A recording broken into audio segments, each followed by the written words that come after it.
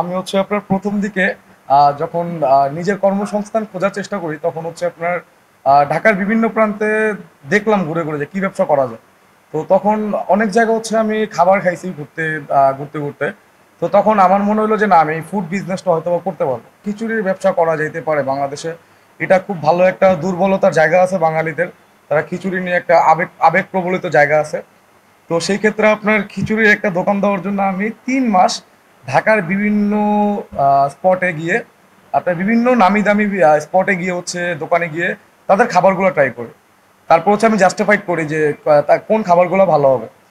তো সেই ক্ষেত্রে জাস্টিফাইড করার পরে ৩ মাস পরে আমি হচ্ছে একজন শেফ খুঁজে পাই, খুবই নাম করা একজন রেস্টুরেন্টের শেফ। তার সাথে আমি কথাবার্তা বলি যে এইটার টেস্ট তো এত ভালো, এই ভালো টেস্টটাকে আরো আরো অনেক বেশি ভালো কিভাবে করা যায়। তো তার সাথে কথাবার্তা বলার পরে তারপর হচ্ছে আমি মোটামুটি প্রস্তুত, ডেডিকেটেড হচ্ছে আমি একটা নিজের খিচুড়ির দোকান দেওয়ার জন্য। বাট দোকান যে দিব সব প্ল্যানিং তো হয়েছে। সেই ক্ষেত্রে যখন দোকান দিব পরবর্তী ক্ষেত্রে আমি ইনভেস্টমেন্টের টাকা সেটা গুছিয়ে থেকে একটু হিমশিম খাইতেছিলাম। আমি কোনো রাস্তা খুঁজে পাইতেছিলাম না আপনার কিভাবে ফান্ডিং এর টাকাটা কালেক্ট করব। তো সেই ক্ষেত্রে আমি আমি মুভ করতাম হচ্ছে বাইকে। আমার একটা পার্সোনাল বাইক ছিল, খুব শখের একটা বাইক ছিল। তো সেই ক্ষেত্রে আমি বিজনেসটা স্টার্ট করার জন্য আমার এই বাইকটা সেল করি। আমার মনে আছে ডেটটা। বাইকটা সেল করে তারপর হচ্ছে আমি বাইক সেল করার টাকা দিয়ে তো অনেক বড় রেস্টুরেন্ট দেওয়া যায় না। তো ওই টাকা দিয়ে আমি হচ্ছে আপনার একটা ভ্যান গাড়ি বানাই, ছোট ভ্যান গাড়ি বানায় টুকটাক সরঞ্জাম যা যা লাগে, হাঁড়ি পাতিল, মানে একটা দোকান চালানোর জন্য যা যা জিনিস লাগে সব নিয়ে মোটামুটি শুরু করি। 5 কেজি গরুর মাংস, 5 কেজি খিচুড়ি নিয়ে ব্যবসাটা শুরু করছিলাম।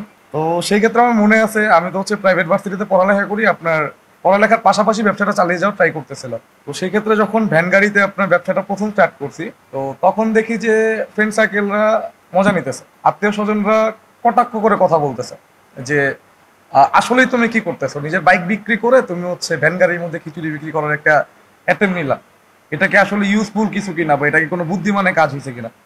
তো তখন আমি তাদের কোনো রিপ্লাই দিতে পারি নাই, আর দিইও নেই, কারণ হচ্ছে তারা আমার উল্টা পাল্টা অনেক কথা বলছে।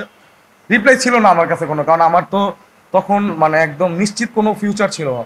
আমার খিচুড়ি ভ্যানের ব্যবসা লাভও হইতে পারতো, লসও হইতে পারতো, অনিশ্চিত একটা জীবনযাপন করতেছিলাম। বাট আলহামদুলিল্লাহ আমার ডেডিকেশন ছিল যে না, আমি এইটার থেকে কিছু একটা বের করবো, এইটার মূলে আমি যাইতে চাই। আমার প্রফিটের দরকার নাই, আমি লাগলে 3 মাস না খায়া থাকবো, বাট এইটার মূলে আমি যেতে চাই। এই বিজনেস আমি মানুষের মনে ঢুকতে চাই। আলহামদুলিল্লাহ ব্যবসা শুরু করার 2 মাস পরে আমার দোকানে, আপনার যেখানে আমি 5 কেজি দিয়ে 5 কেজি গরুর মাংস দিয়ে সেল শুরু করছিলাম, সেখানে আমার হচ্ছে আপনার পার ডে 200 থেকে 250 কেজি গরুর মাংস লাগে।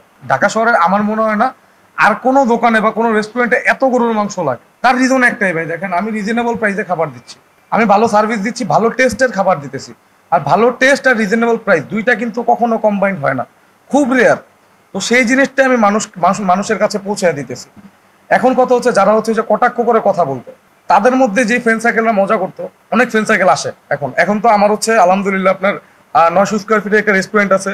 আমার টোটাল খিচুড়ি বাড়ির 2টা ব্রাঞ্চ, আর টোটাল হচ্ছে আপনার প্রায় 37 থেকে 40 জনের মতো স্টাফ কাজ করে। ঠিক আছে, তাদের ফ্যামিলি চলে খিচুড়ি বাড়ির থেকে বেতন নিয়ে। তারপরে যেখানে আমার ক্যারিয়ারে হচ্ছে আপনার অনিশ্চিত ছিল, সেখানে আমি এতগুলো মানুষের ক্যারিয়ারে সিকিউরিটি দিতেছি, তাদের স্যালারি প্রোভাইড করতেছি। এটা জাস্ট আমার ডেডিকেশনের জন্য হয়েছে। আমি যদি লোভ করতাম, খাবারে ভেজাল করতাম, লাভ বেশি করার ট্রাই করতাম, আমি রিপিট কাস্টমার পাইতাম না। বাট এখন আমি রিপিট কাস্টমার পাচ্ছি, তার কারণ হচ্ছে আমি একদম রিজনেবল প্রাইসে সেরা খাবারটা পৌঁছায় দেওয়ার ট্রাই করতেছি।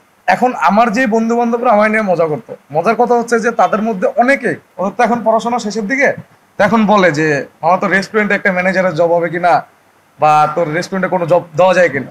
ঠিক আছে, কারণ চাকরির বাজার তো জানেনি কত খারাপ।